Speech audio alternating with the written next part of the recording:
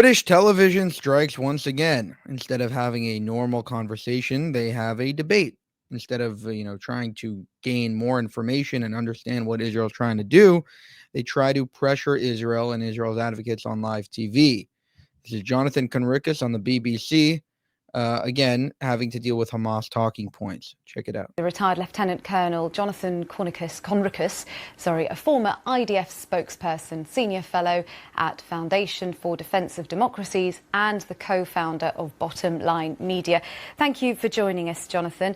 How worried are you by the UN saying that nearly a third of people in Gaza are going days without eating? Yes, good day. Thank you for having me on. Frankly, these days, as an Israeli, whenever I hear statements made by anything that has a UN attached to it and it relates to Israel or Gaza, sadly, I don't attach a lot of credibility to those statements. I personally have heard allegations and alarm bells about famine in Gaza for the last year and a half, and therefore I think that they are more politically motivated than factually based. In which and case... therefore, I am not concerned about UN statements. Okay, I am, however, concerned. In that case, Jonathan, just if we leave aside the UN statement then, on Friday, Germany, France and the UK called on Israel to immediately lift restrictions on the flow of aid and for an end to, their words, the humanitarian catastrophe that we are witnessing in Gaza. That's not from the UN, that's from Germany, France and the UK.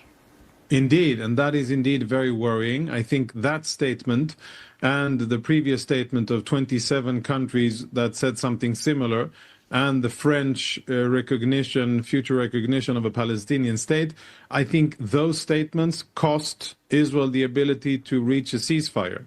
They hardened the bargaining position of Hamas, and Hamas understands, and I think quite correctly from their point of view, that they have Western support, that they've been able to fool Western governments with a massive propaganda campaign that is ongoing as we speak.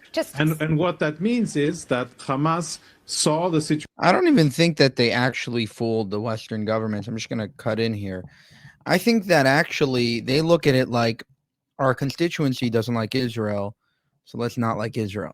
They didn't fool the governments, they fooled the people, right?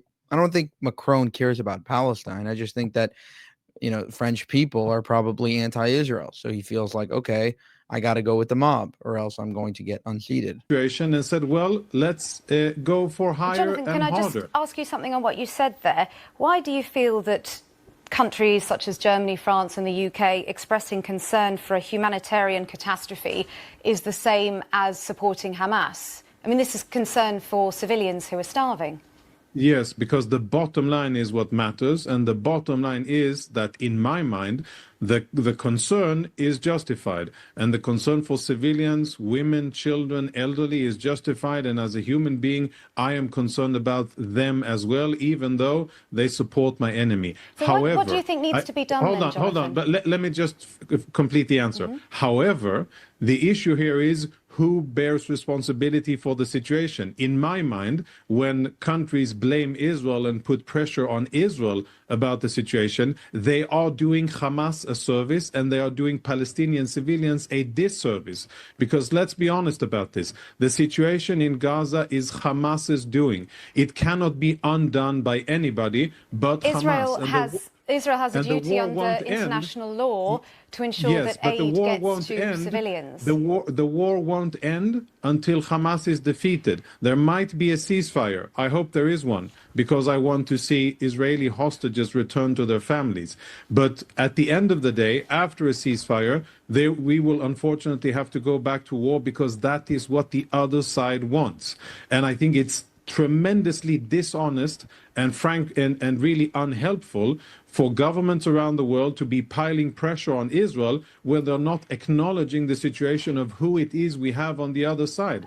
Hamas is committed to destroying Israel. If I just go back to what I wanted to ask you earlier, what do you think needs to be done then to ensure Israel gets enough aid to civilians?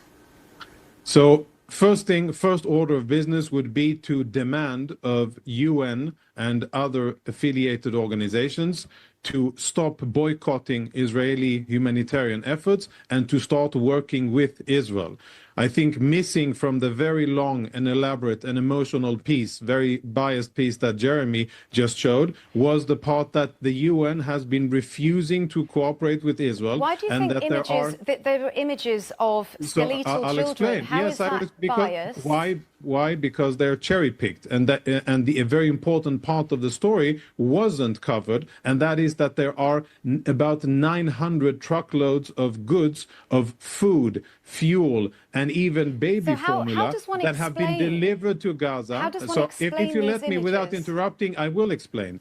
And the images that your editor chose not to show, and the information that your editors chose not to give to viewers around the world, is that there were more than 950 truckloads of food waiting for UN organizations to distribute them. What's the explanation, Jonathan, for the images of skeletal children then? If there's enough aid going through, why are that surely is one part of the explanation. If food is delivered to the Gaza Strip, but UN organizations motivated by political ideas and motivated by their alliance with Hamas are refusing to distribute food that's already in the Gaza Strip, then that surely is part of the problem. And I'm not saying that the situation is perfect on Israel's side. I've been criticizing in Israeli media. And of course, the food now is being distributed by an Israeli and a US-backed organization, and not the UN. Not only that food, after Israel forced UN organizations to do so by exposing it to the media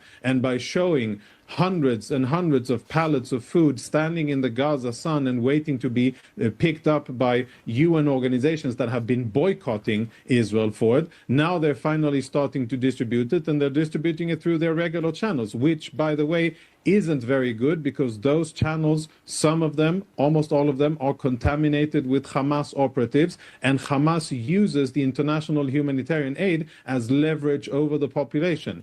And the sad, cynical fact is that the Gazan population, which you rightly show the suffering, you show the children and the women and the elderly, and yes, there is indeed legitimate suffering, which is regrettable, but it is not Israel's blame. The organization that is to be blamed for everything happening in Gaza since October 7 and since they took power in 2007 is Hamas. Jonathan, they are accountable for their decisions. They are the ones who attacked Israel. All right, 2 quick points I want to make on this. Number one, British news networks and television, they're just incredibly rude. They don't let you get a word out. They keep on interrupting. I mean, there should be a counter for how many times she interrupted, which is insane. I wouldn't say rude. They just don't let you get a word out. Number two, I think that Jonathan is trying to make the point of like, oh, Hamas is to blame. I totally get that. What he has to understand is it doesn't really work. That argument doesn't work because people look at Israel as the big guy, Palestinians and Hamas as the small guy, the underdog. Israel is the strong, powerful nation. Hamas are the weak and pathetic nation, right? And therefore, people will side with the weak people, right? Regardless of their relative barbarity, regardless of their ideology. They're good because they're weak. They're good because they're not strong. Generally, that's how it works. Now, what needs to happen is a complete shift of the narrative to, no, first of all, Israel is a small Israel in a massive Muslim Islamic region, number one. Number two, Israel should also start to try to avoid playing this victim narrative and try to avoid playing this game of like, look how small we are. Look at all, there is a level of that as well. There is a level of saying, we don't need your sympathy.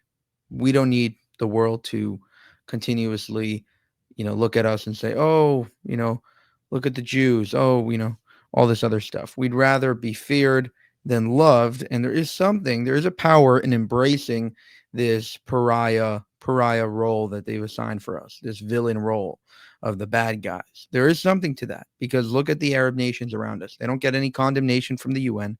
They don't get any problems and all this other stuff because they don't claim to be the most moral army in the world.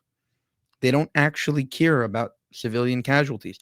I'm not saying that Israel should stop caring about that. What I am saying is, if the entire world is painting us to be villains and the entire world is trying to make us out to these terrible, terrible people, there is a power to saying, okay, going about whatever we need to go about, finishing off Hamas, and doing it in a much faster pace as opposed to actually trying to avoid any of that to try to appease the rest of the world. That's just my point. I think that a lot of people would agree with that. We've gone about this war in a very, very bad way, a way of like, okay, we'll do 2 months and then we'll stop because the world hates us. We'll do 2 months and we'll stop because the world hates us. Like this very slow roll, and it doesn't work, and the world hates us anyway. And so we have to like just get with the program and realize we have to finish. We have to go in and do what we have to do. You have to rip the Band-Aid off. To support the channel, you can go to buymeacoffee.com/JewishUncensored. You can also go to our merchandise store, IsraelUncensored.com. This is a sweater from the store. FAFO, F around, find out. So hope you enjoy. Let us know any of the best products you guys like so we can know which ones to make in the future. Thank you for watching, and I'll see you in the next one.